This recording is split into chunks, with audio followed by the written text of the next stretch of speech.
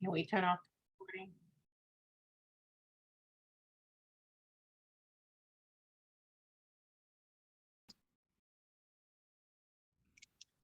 So let me just say that welcome to everyone. My name is Rose Watson. I am the Associate Provost for Research, and this is our first session in the Research Seminar Series. Just as you've observed, we are recording these sessions, and the recordings will be available on the Office of Research website. So if any of your colleagues couldn't make it today, give us a couple of days before we upload the actual recordings onto the Office of Research website. I don't think I have any other information to share with you, so I will introduce Tricia Mayhew Noel. She's Director of Research Compliance and Ethics Office. And Tricia is going to talk to us about IRB and human subjects in research, whereas I sometimes call it human subjects research. Tricia. Good afternoon, everyone. I hope I'm being heard loud and clear. So today's seminar, the first in our series, is the IRB, Human Subjects in Research. And IRB, as many of you may or may not know, stands for Institutional Review Board. So what we'll be doing is going over the process. But first of all, the office here at CCNY, the compliance office, what we do, the HRPP office, which is within the compliance, which is the Human Research Protections Program. And then we'll be looking a little bit about the IRB process here at CCNY. So hang on to your seats. So who we are. We more or less follow the mission statement of the City College. And we work to further the college's fundamental missions of excellence in teaching, research, and service by promoting campus-wide education and safety in the conduct of all research activities. Of course, we're adhering and incorporating all the highest standards of research ethics, and within that, the framework of institutional, federal, and state laws, regulation, and policies. Our goals here in the Office of Research Compliance and Ethics is to ensure that our systems are clear and accessible to facilitate researchers' adherence to the laws. Our rules and policies governing research activities in a safe, effective, and efficient manner. And of course, we serve the CCNY community.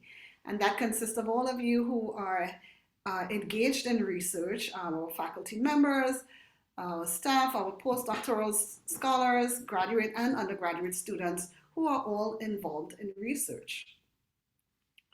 So we provide support and education to CCNY's research community. We provide that support and education to all of you. We help with the interpretation and explaining of research regulations, the policies and procedures. We orient the researchers to the processes and database management systems, and we assist in navigating through the submission and approval processes to the various research compliance committees. We also ensure research activities conform to those relevant requirements. So they may be city regulations, they may be federal, state regulations. We do ongoing assessments, we audit and monitor research activities, ensuring compliance and safety, and we address issues of non-compliance. The approach that I love to see is more from an educational and training aspect versus more of a punitive response, right? So we want to ensure that everyone is trained or educated about the processes here first before we can even get into any kind of punitive response for misconduct or for not complying with, not adhering to research compliance. So we provide the administrative support to compliance issues. And so my office, like I said, is the Office of Research Compliance and Ethics. And in that office, we work with the HRPP, which is the Human Research Protections Program, and the IRB through CUNY's program. We also conduct IRCOOK, which is the Institutional Animal Care and Use Committee. We do the Conflicts of Interest in Research, Responsible Conduct of Research Program, Research Misconduct, as well as Export Control. And of course, I liaise with our College Conflicts Officer, whom you may have heard before, Dr. Maria Lima, as well as our Research Integrity Officer, who is Dr. Rosemary Wesson. So some key compliance terms are going to come up throughout this presentation, right? And of course, you know what compliance is. You're adhering to those applicable regulations and laws, policies, and procedures. The research community, as I explained before, is that of all of you within CCNY who are involved in research. Our key personnel, and this is very interesting to pay particular attention to, they are defined as those principal investigators, the co-investigators, research personnel, who interact directly with human subjects or who have access to private information related to human subjects research during the course of a research project. So the key personnel can also include your faculty sponsors or your advisors, who are, of course, providing that direct oversight of student research. And one of our training initiatives is through CITI, which is the Collaborative Institutional Training Initiative. And what we have is some subscribed suite of IT modules in research ethics and compliance training. And so you can log on, use your CUNY or your CCNY email address and register to take those trainings in research compliance. So exactly what is research? Well, the research is defined by the code of what we call CFR, Code of Federal Regulations, at Title 45, Subpart A, and that's just those regulatory, you're gonna hear a noise, 1 minute. So research includes a systematic investigation, my apologies, a systematic investigation including research, development, testing, and evaluation designed to contribute to generalizable knowledge. Defining what is not research. The following activities are deemed not to be research though some demonstration and service programs may include research activities. And those include scholarly and journalistic activities, including your oral history, journalism, biography, literary criticism, legal research, historical scholarship, including the collection and use of information, those public health surveillance activities, including the collection and testing of information of biospecimens, collection and analysis of information of biospecimens for which criminal justice agencies for those activities are authorized by the law. And then there's those authorized operational activities in support of, let's say, Homeland Security, intelligence, defense. Those would not be considered research activities. So let's define what human subjects research is. The Department of Health and Human Services define human subjects research as a living individual about whom, again, pay attention here, you see I have it highlighted, it's about whom an investigator, whether professional or student, conducting research, either one, obtains information or biospecimens through intervention and or interaction with the individual, and uses, studies, or analyze this information or biospecimen, or two, obtains, use, study, analyze, or generate identifiable private information or identifiable specimen. So the key term here is that you are looking for either that interaction or intervention with a human subject, or you're looking at private information and it must be identifiable. So we get that question a lot, whether if you have de-identified samples, then those de-identifiable samples would not be considered human subjects research.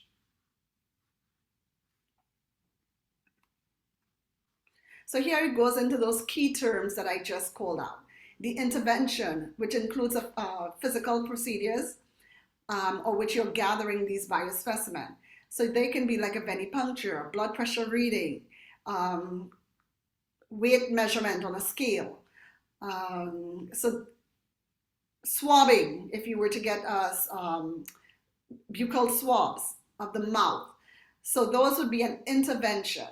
Interaction can be surveys, questionnaires in which you are interacting with a human subject.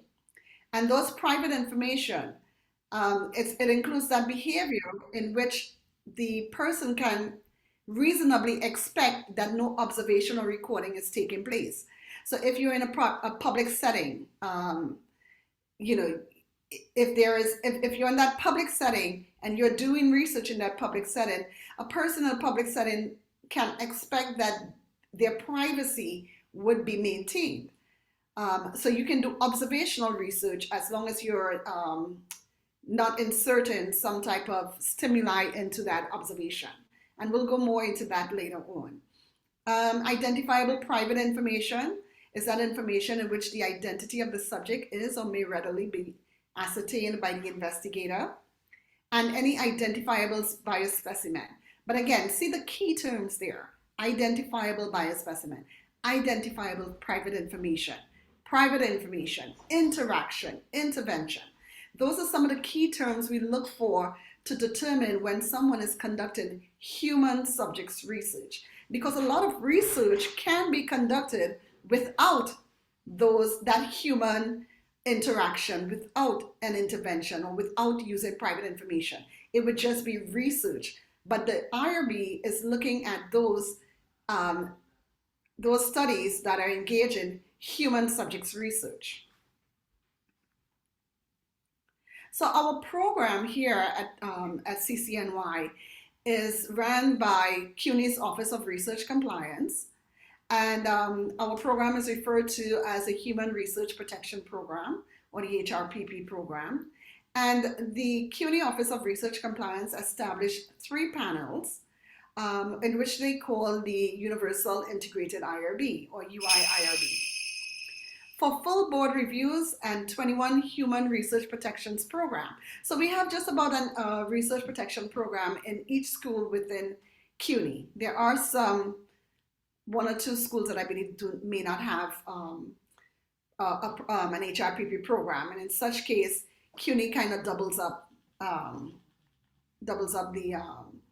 the review process. And these review are for usually exempt determinations and expedited reviews. CUNY has 4 federal-wide assurances with the Department of Health and Human Services Office, and these are actually for certain schools in which there are more research being conducted versus some of the other schools that may not have as many human subjects research. And CCNY being one of the higher research institutions,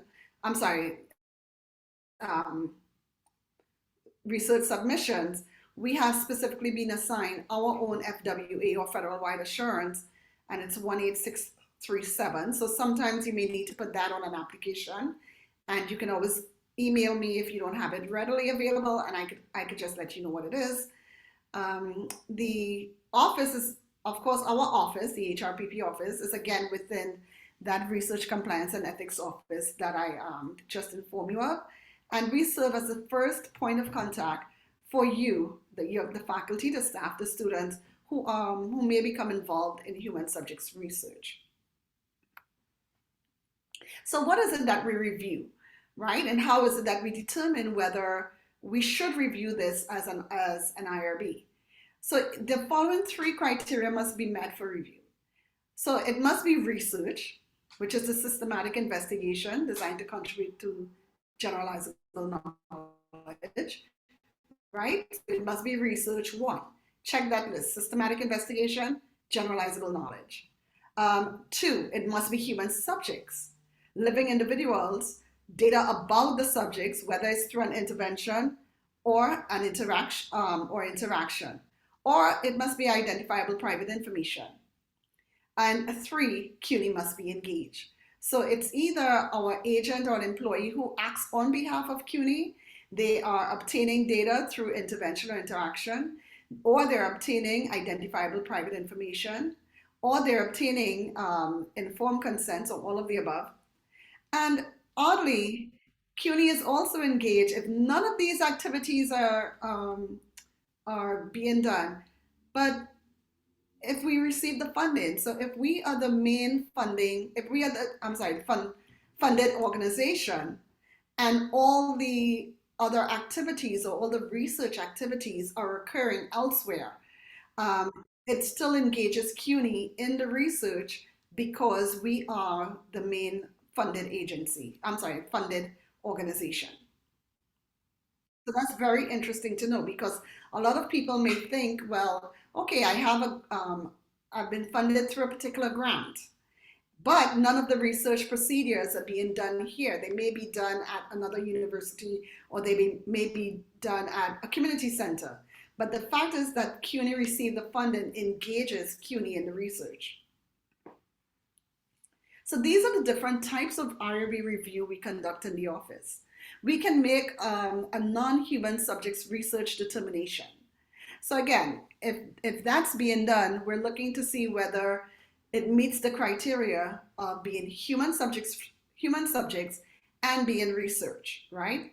So that review is done in the office by the researcher or by the HRPP coordinator, which is the role I also play. And this criteria we're looking for is to see whether it meets human subjects research and whether engagement of CUNY is involved. The other review is an exempt from IRB review. That's also done in the office through the role I play again, the HRPP coordinator. And we are looking for the criteria to meet 8 categories that are defined by federal regulations. And of course, those Bellman principles you will learn. We're looking for respect to person, equity of the research, and whether it's fair to everyone. Okay, so those are the Bellman principles that we apply. The expedited review level. So we're going from less risk in non-human subjects research determination to more risk. So we're at that expedited review level. Again, it's reviewed by an IRB member. However, it still comes into the HRPP coordinator. We do a peer review on it, determine whether all the administrative, all the I's are dotted, all the T's are crossed. And then we also make a recommendation to the IRB member. So by the time it gets to the IRB member, there should be, it should be a complete application. So again, it's coming to the HRPP coordinator, but then we forward that to get a review by an IRB member. And for these, it must pose minimal risk to subjects, and there are 9 categories we'll look at later that are also defined by federal regulations. And last but not least, we have the convened review, which is convened IRB or full committee review. These are done through CUNY's university integrated IRBs. They pose greater than minimal risk to subjects, and those risks to subjects would be more than those risks you expect to encounter within your everyday activities.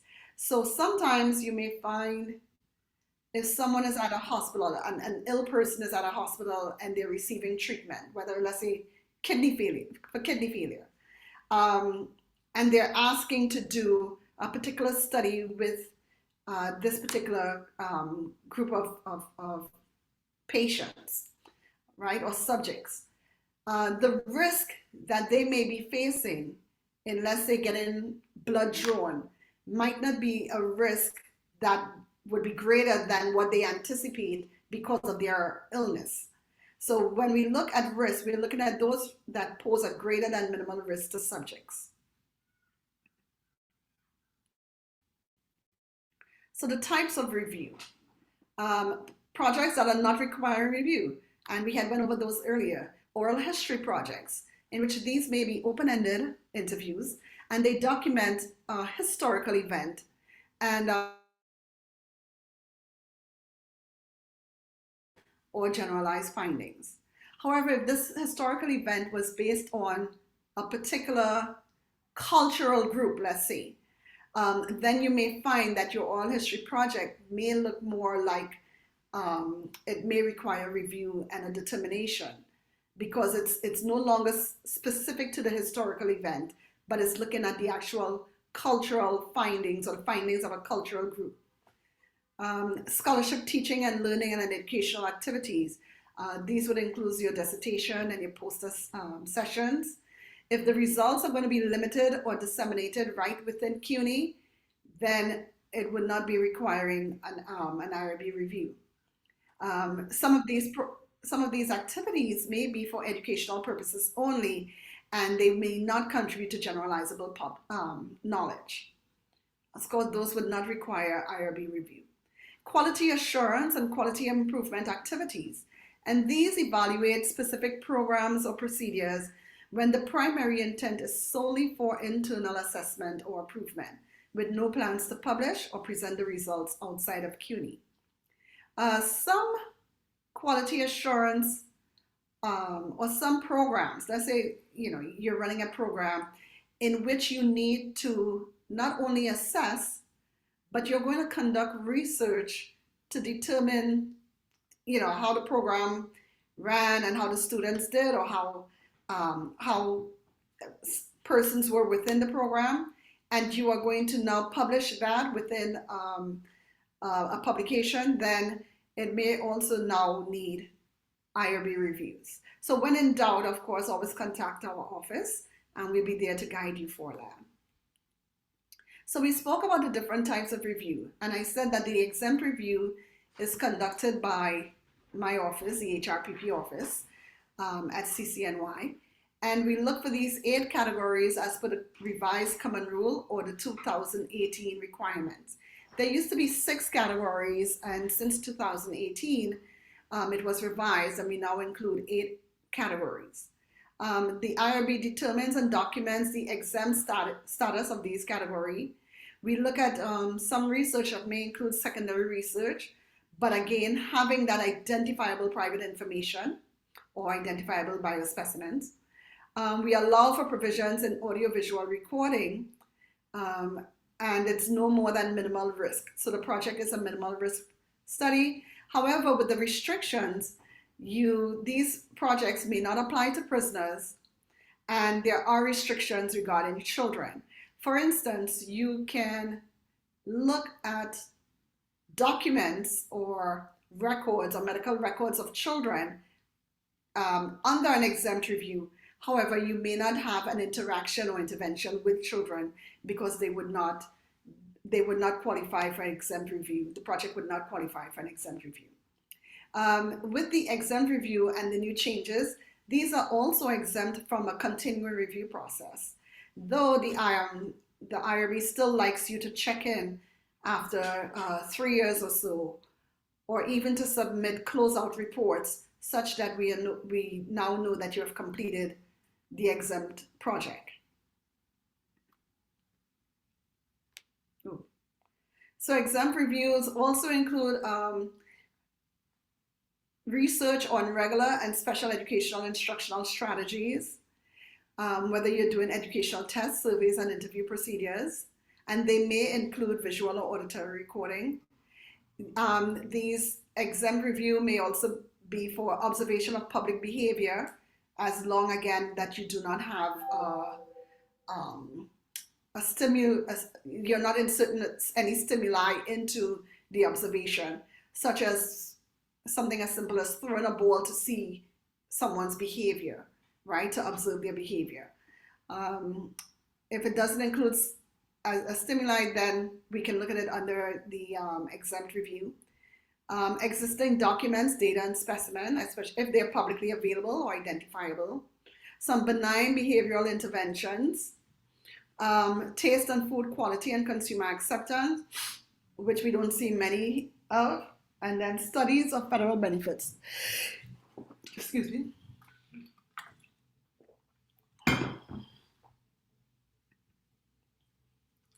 So they're following the exempt review.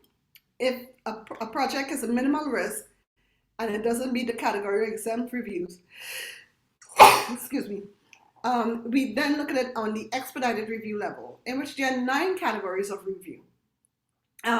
These can also include minor changes to greater than minimal risk approved research. So like if you have a greater than minimal risk research and you're doing a minor change such as, excuse me, I don't know what's happening.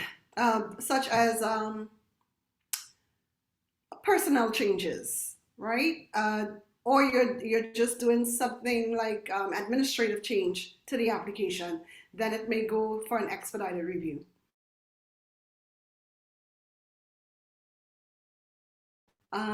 Also determines and documents the expedited status of the category. It may be reviewed by an IRB chair or one or more IRB members. And if research is not approvable under expedited categories, then it must go to a full committee meeting for review. So sometimes I may get an application, it's qualified for expedited review, and I send that up to an IRB reviewer, and the IRB reviewer determine, well, I don't believe I can approve this under the criteria.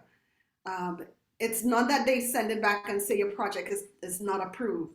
What we do then is then submit that to the full committee for review and let the full committee make a determination as to whether the project can be modified to be approved.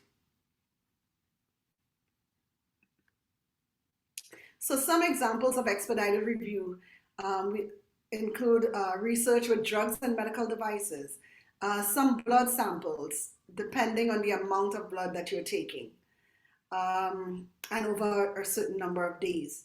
Biological specimen by non-invasive means. Those include swabbing, urination, if you're collecting those specimens by a non-invasive means. Clinical data by non-invasive means. Some MRI procedures, right? Materials, data, documents, record specimens collected for non-research purposes. So let's say you went to your medical doctor and you filled out, forms. They can use these documents because it wasn't collected for research purposes. They can use these documents or these the data that you have there for research purposes. Collection of data from voice, video, digital, or image recordings made for research purposes. Research on characteristics of behavior, employing survey, interview, oral history, focus group, program evaluation, human factors evaluation, or quality assurance methodologies, and some continuing review categories. And I'll go back to that research on characteristics of behavior or employee survey. Previously, I said that some survey research can be reviewed via exempt review. However, as long as it doesn't pose a risk to individuals on their financial standing, their insurability, doesn't place any criminal liability on them, then we can review that via exempt. However, if there are those types of risk, then it may need to go to expedited review or to full committee review. The convened board review or full committee review are for those projects that are greater than minimal risk. All right, so we look at those research applications at a convened meeting, and you must meet the quorum for IRB members, such that if you have 9 members, then the quorum is always half plus 1, right? So that would be 5 members needed to have a quorum for a 9-member IRB full committee. These are research not qualifying for exempt or expedited review. Remember, I said that you cannot say something is disapproved on the exempt or expedited review level. You would have to send that up to the convened board review. Then you can review the when there are substantive revisions to an IRB application, which may alter the risk. So that's what the IRB is always looking for. How does the benefit outweigh the risk of the research? And if so you're altering the risk of the research, the full committee may need to look at that as well. And then if the project was reviewed at a convened meeting or full committee, then any continuing review of that research must also be reviewed by the convened meeting. So what are we looking for in that approval to ensure that you can get IRB approved? So we're looking at the experimental design and the scientific validity. We're ensuring that those risks are minimized. We're looking at the risk benefit analysis, minimizing risk. For example, safeguards, adequate training of the research personnel, exclusion of populations at increased risk, adequate data protection, adequate safety monitoring. We have to ensure that those risks are reasonable in relation to the benefits. And the different types of risk we look at physical risk, psychological risk, social, legal, economic, invasion of privacy, breach of confidentiality. Those are all the different risk factors we look for in an application. We look to see if there is adequate subject identification and recruitment. We want to ensure that everyone is being provided a fair and equitable inclusion of the research. We're looking at those inclusion-exclusion criteria. It must be free from coercion. In other words, the person you're consenting should not feel like, pressure or undue influence to participate. We're looking for whether it's an invasion to their privacy. I don't think I know anyone who wants to be called up and asked to be a participant in a research, especially if it's a research that may expose a condition that they may be trying to keep private. We look at the appropriate recruitment tools and whether there's an appropriate research setting based on the purpose of the research. For example, if you were recruiting persons with terminal illness, you would not go into a setting and announce, I'm conducting a research for persons with terminal illness, right? That just would not be an appropriate research setting, right? So we're looking for whether that setting gives that person privacy. Regarding student and employer recruitment, we're looking that it does not have an effect on the grades, that it's voluntary. If the student or employee they do not want to partake, it does not have any effect on their standing with their employment or their grades. And of course, any local campus policy we are following. For screening and recruitment activities, we're ensuring that we evaluate the inclusion and exclusion criteria. Whether if you're looking at research for minorities, then how does that research pertain specifically to that inclusion group of, that group that's being included within the research. We're looking at the informed consent, whether you have adequate information provided in the consent form. Can that person who's reading this consent form, is it written on a grade level that's suitable to them? Usually we ask for informed consents to not be written over an 8th grade level, reading level. How is that being communicated to the individual? Are they getting an appropriate time to respond? And, if they didn't want to participate right away, is there adequate time for them to respond at another time to partake in it? We're looking for appropriate screening tools.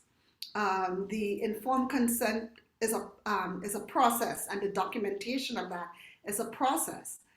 Informed consent doesn't mean you hand someone an informed consent and tell them read it, right? You want to engage that person. You want to engage the subject that you are recruiting to take part in this research. You want to give them time, like I said, to consider participation. You want to ensure that their questions are answered. And of course, you want to provide that language, the information in a manner and language understood by the subject. So the criteria for approval also includes the informed consent process and documentation. It must be a voluntary consent. Persons should be able to voluntarily withdraw without penalty. The person obtaining that consent is qualified to do so. There is to be no exculpatory language in which a person waives their legal rights. And then for particular groups, you have to ensure, especially for children, subpart D, which are additional protections for children, are also involved in the research, which is your assent or waiver of parental consent for the children. Then there's another criteria for broad consent. And this broad consent is for, and this is all part of the new Common Rule 2018, in which the storage and maintenance of secondary research for identifiable data or virus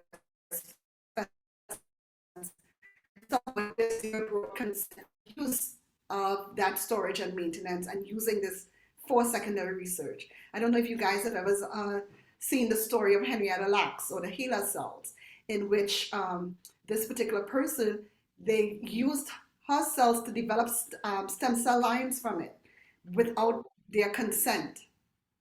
So a broad consent would allow for this.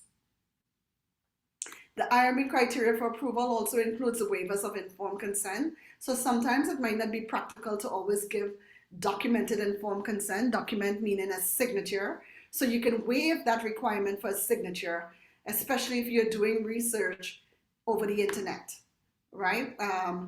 Sometimes you might want to waive informed consent. Waiving informed consent doesn't mean that you're not consenting the individual, but it means that the person, you may not want to have their information on a particular informed consent because of the type of research. It might be a high risk research that you're doing.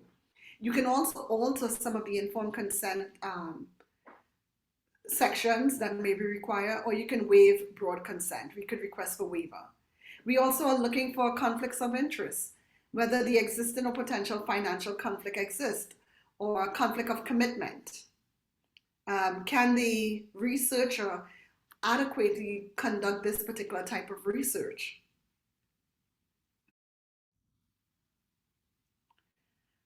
The IRB submission process. So you're submitting for IRB review. You have to submit through the IRB manager. And here is the current electronic database management. Yeah. Used to monitor and track IRB submissions. Users need to log in using their CUNY First username and password. And once the user accesses IRB Manager, the first thing I always recommend is to update your email address in your profile. The email address is so important that you update, because that's how you're notified, one. Not to mention, if you have completed the CITI training, if you include that email address in your profile, the CITI training certificate is pulled into your profile, and it's really a best practice. Once you have gained access, you can then create a new protocol application for review and determination, or you may submit subsequent amendments or continuing reviews, protocol events, and including those violations if you have a violation on your protocol. This is what the IRB submission, ooh, I see an error. So it shouldn't say ID8 login, it should say IRB manager login. And this is what it looks like. So when you get there, you can use your CUNY First login, right? And if you don't have a CUNY First credential, then you would contact hrpp@cuny.edu to get one.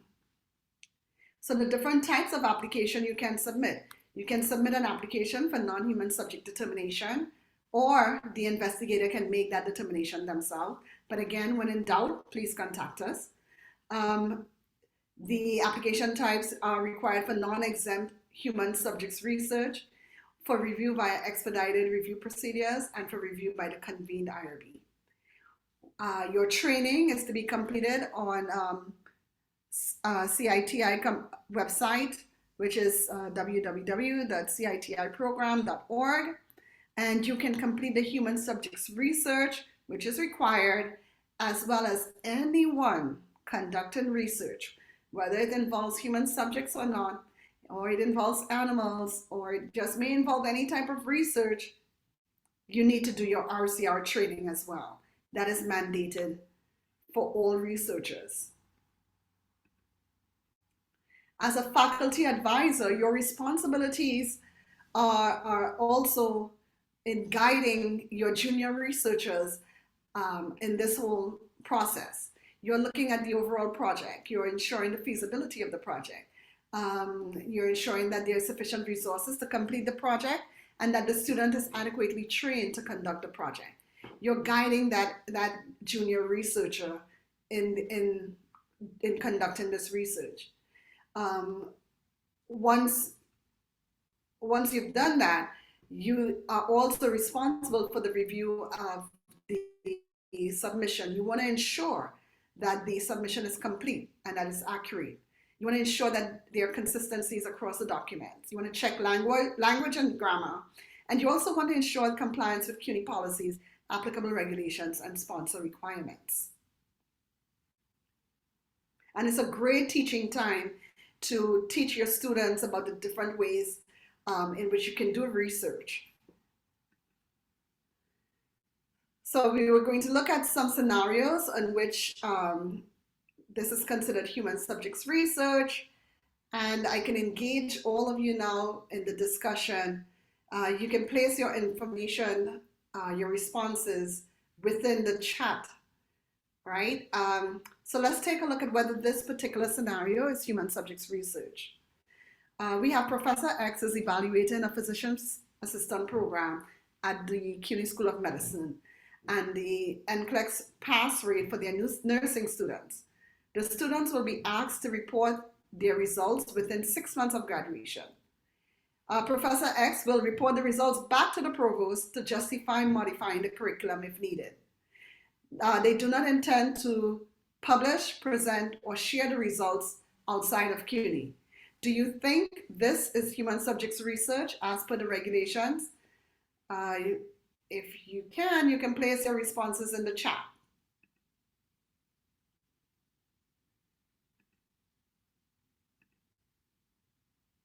Am I seeing the chat?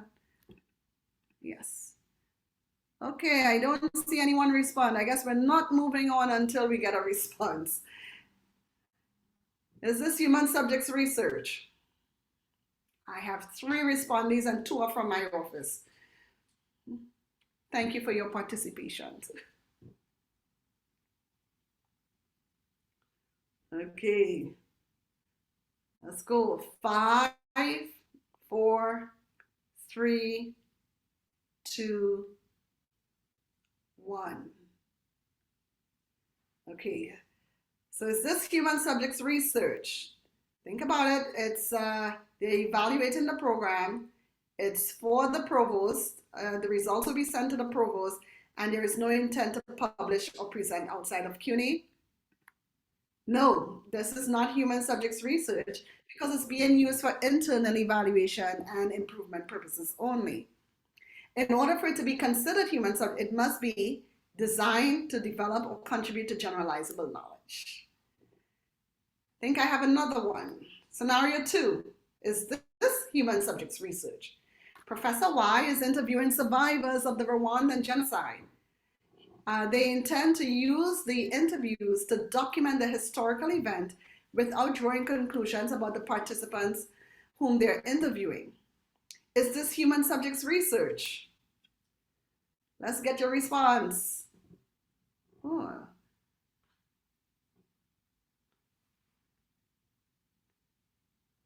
Great participation, everyone. I appreciate it. Thank you so much. Okay, 5, 4, 3, 2, 1.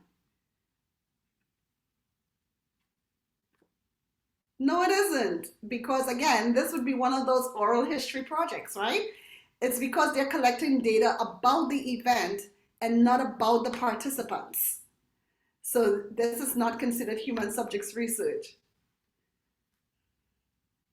Let's see, scenario 3, reducing coercion. Professor Z, so we had X, Y, and now Z. We have some very good names here at CCNY.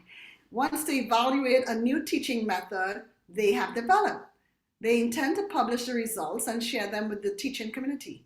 Because it's their own teaching method, they plan to use the results from a survey and quiz given to students in their classroom. What are some ways in which we can reduce coercion or undue influence?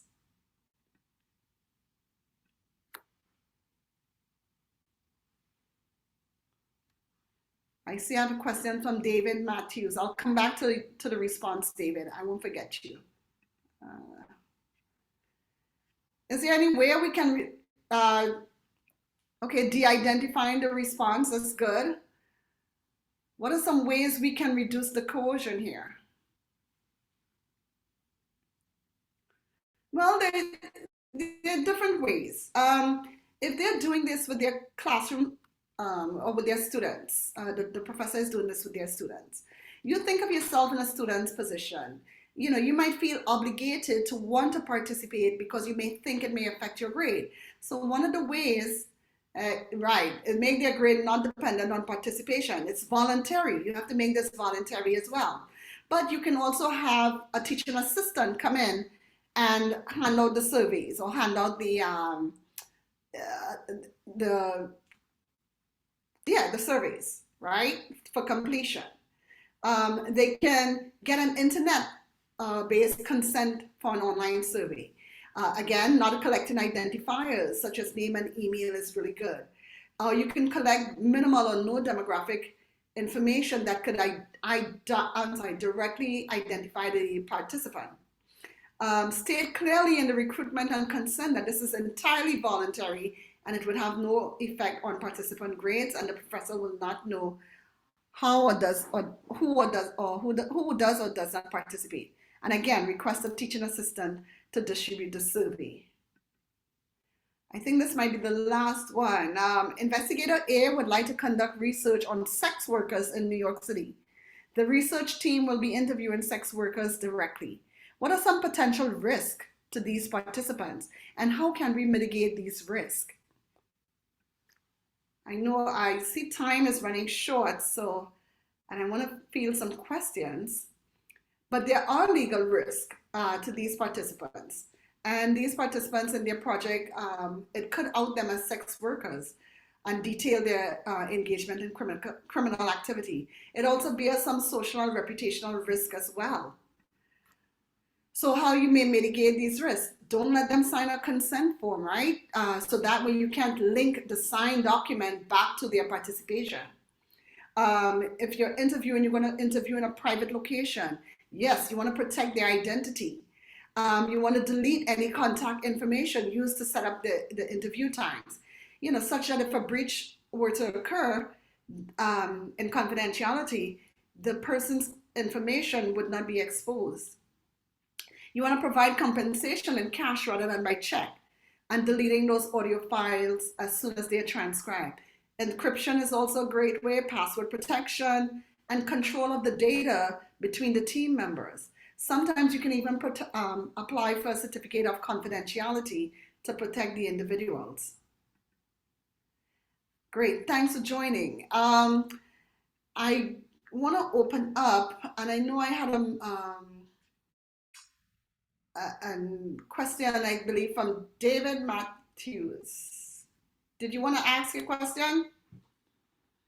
Hi, it was just actually in reference to the second scenario where the answer was no, it wasn't considered, it's not considered a human subjects research. But so as you're interviewing survivors, I understand that you're trying to get an understanding of what happened in the environment kind of historically, but you're still asking individuals about their experience with it. So they're giving their personal information as it relates to yeah, so in the beginning, and I totally understand, because even sometimes in reviewing these types of what we call oral histories, it's hard to determine whether it may involve human subjects research or not, right?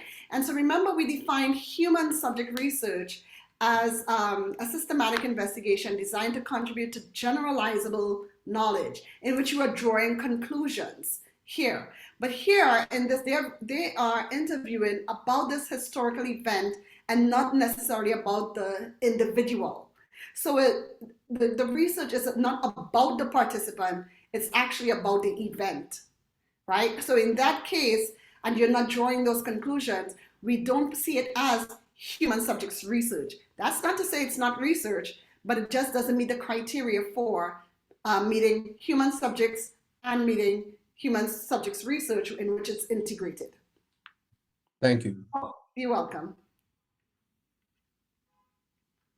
Anyone else? So Tricia, this is Rose.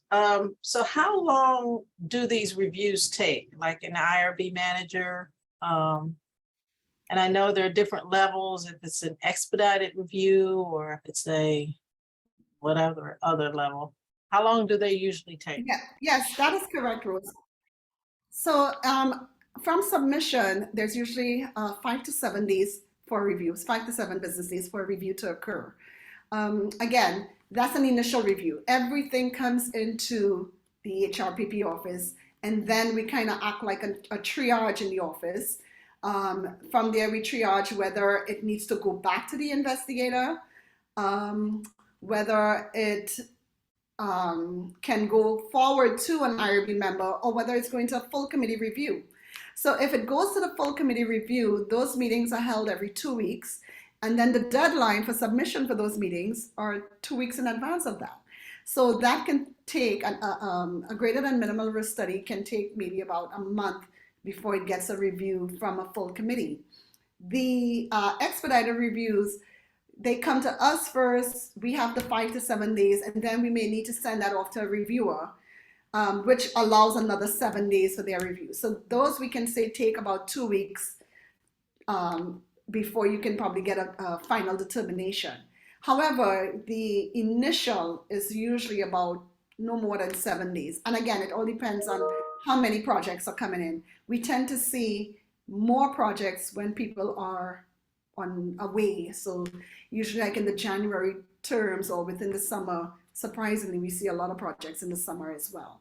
I guess that's when people are writing up their research proposals. Right, right. So there's another question in the chat. Yes. What is AAHRPP accreditation? Why some institutions are accredited and others, including CUNY, are not? Okay, so this is the accreditation organization that does the accreditation for IRBs or for HRPP programs. And it's a comprehensive process in which, yes, you have to pay to have this done. They'll have people come in and assess your program to ensure that it's meeting the criteria. It's not mandated by funding agencies. So, you know, CUNY's, when you look at CUNY's program, it is complex, such that with some institutions, you have your central IRB and their office is right there. But with CUNY, we have a central IRB, but then we have 21, 22 different schools that also submit.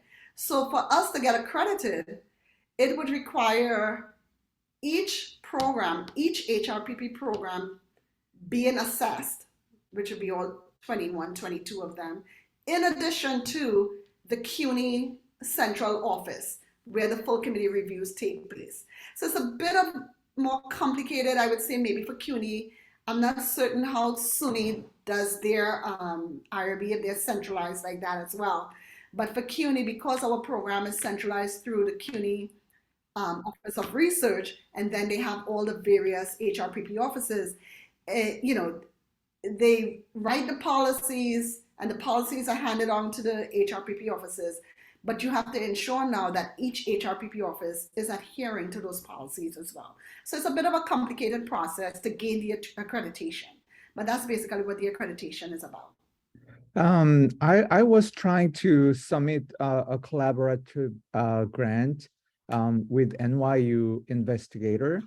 And it seems that NYU IRB was claiming that they are accredited and they are not kind of forming you know a collaborative application. They are not like trying to deal with actually non-credited institute in terms of the forming a single IRB. So it seems that it was not possible to apply as a single IRB, which was kind of it makes the application impossible for Right.